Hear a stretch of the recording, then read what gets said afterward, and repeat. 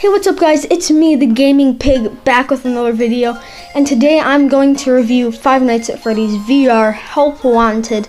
So let's just get right into it, starting with the positive in this game. And I have to say, the most stunning thing about this game is truly the graphics in this game. This is probably one of the most amazing VR games I've seen. And it's amazing that a point-and-click indie game can translate so well into a VR game. It's just wonderful, and it truly looks beautiful.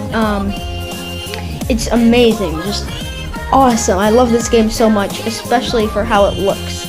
Another thing that's really positive to say about this game is that it's the scariest Five Nights at Freddy's game to date, and just a very scary VR game in general, but it's definitely the scariest Five Nights at Freddy's game for sure.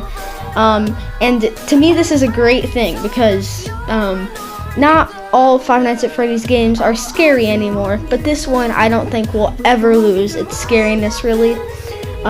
So yeah, moving on to the mixed. Now the mix does not necessarily mean that I hated it. It does not mean that it's good either. It just means that I have mixed opinions on these points that I'm about to bring up. So starting with gameplay. So the gameplay was for the most part great, but at times it seemed a bit laggy and sometimes the buttons wouldn't work properly.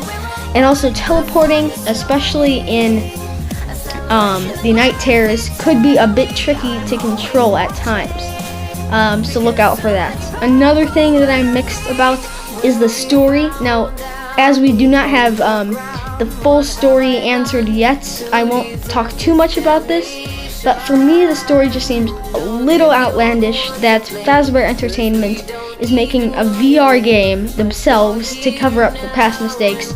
That just seems ridiculous. I know FNAF is ridiculous as is, but this seems a little too crazy in my opinion. Moving on to the bad, and I only have 1 point for this, but it is a pretty major mistake that I've seen in this game, and it's the differences from the original games. So this is a major issue that I have with this game, and I don't know why this happened exactly, and it happened especially in FNAF 2 for some reason. So for example, in FNAF 2, the wizards are not in the game whatsoever. No, not at all. Well, there is Foxy, but Foxy is not even in his withered form. So I don't really get why they're not included. Did they not have time to make the models, even though Scott sended them the models to Steel Wool? I don't get why they couldn't make the wizards and why they had to make Foxy, his original form when he should have been withered Foxy.